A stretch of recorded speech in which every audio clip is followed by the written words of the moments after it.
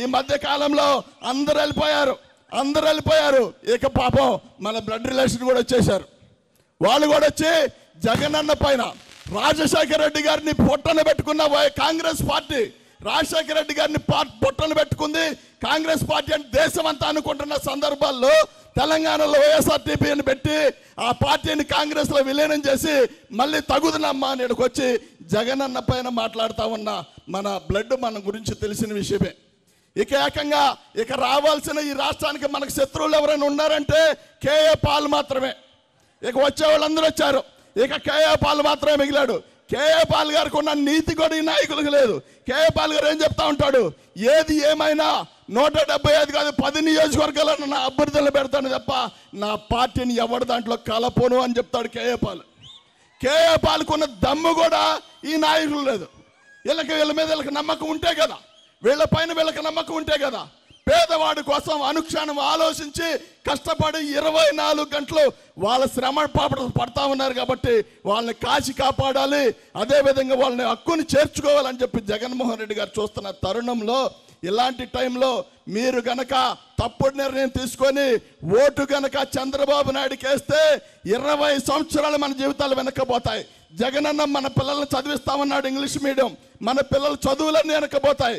మన పిల్లల ఐక్యరాజ్య సమితిలో ఏ రోజైనా మరి ఈ రాష్ట్రం నుంచి వెళ్ళి ఐక్యరాజ్య సమితిలో మాట్లాడారంటే ఏనాడు కూడా దేశ చరిత్రలో ఏనాడు జరగల. 14 సంవత్సరాలు పాలించిన చంద్రబాబు నాయుడు తీసుకెళ్ళలేకపోయాడు.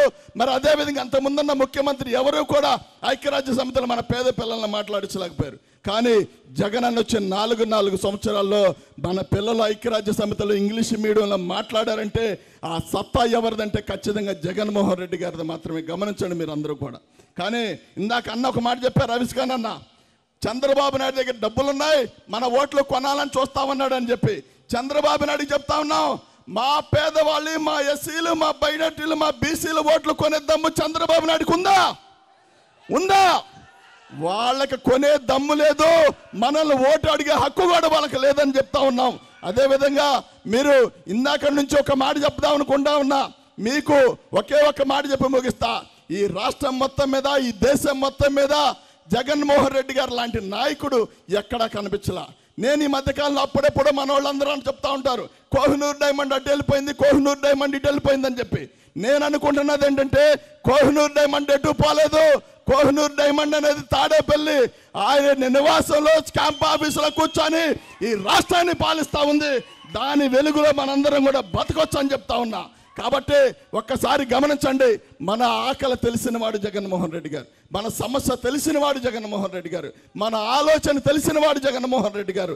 నిజంగా మనకి పేదరికాన్ని తరిమి కొట్టాలని చూస్తున్న సందర్భంలో 14 సంవత్సరాలు పాలించిన చంద్రబాబు నాయుడు వల్ల కాల, 14 సంవత్సరాలు పాలించిన చంద్రబాబు నాయుడు వల్ల పేదరికం తగ్గించడం కాల.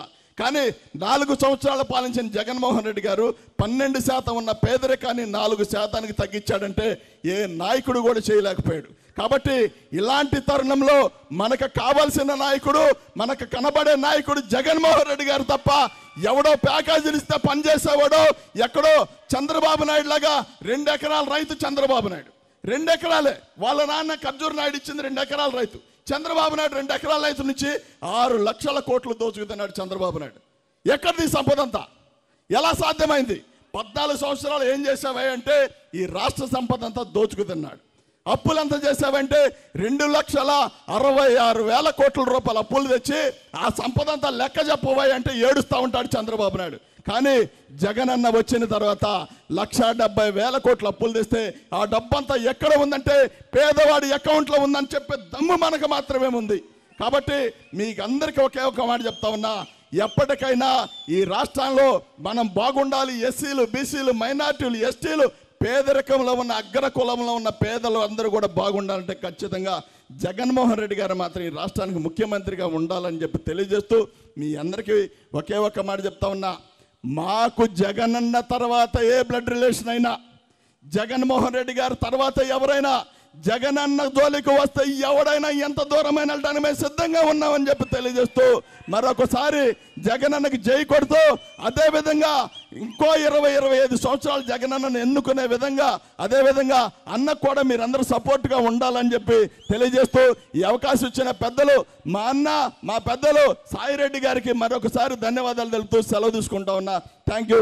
జై జగన్, జై జగన్.